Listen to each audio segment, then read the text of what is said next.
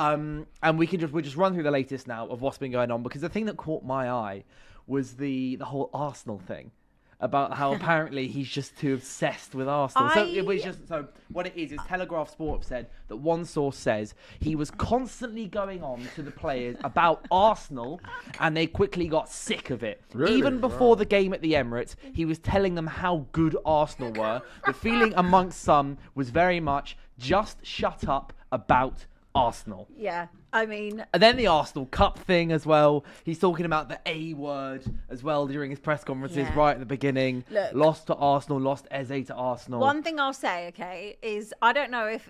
I want to believe this is true, but it's so outrageous if it's true. So I've like kind of taken it with a pinch of salt today that maybe someone's just trying to badmouth him. Like, because surely not. Surely you're not doing that. But the Arsenal Cup with that, he might go down as one of the most... And this is not him as a person. I would just like to, what I'm going to say, it's not him as a person. I don't know Thomas Frank. Every single person I've ever spoken to has said he's a lovely guy, whatever. I'm sure he is. But he might go down as the most hated Spurs manager in history. Even more than Christian Gross, remember him? That was before your time, wasn't it? Yeah, but I do remember Christian Gross. Yeah, And I'd say but it's quite strange to universally, as a fan base, all feel the same way.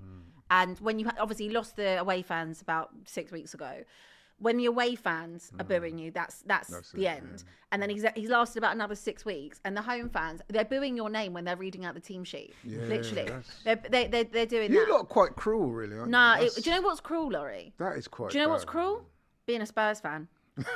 That's what's cruel. Yeah. Life is hard enough without being a Spurs fan on top of it. And all you need is to have a manager, ideally, that says, go out there and play football, express yourself. Like, I'm not here for this type of project. We're not a charity, all right? At this point, we are in a relegation battle. We are smack bang in it, okay? And I shouldn't be happy because that is the harsh reality of the situation. But this club, and I said it last night, we've got 12 days to save this football club. You've got to put someone in there that is Spurs. So my pick would have been Harry Redknapp. And I know lots of people say, but he's been out of work a long time.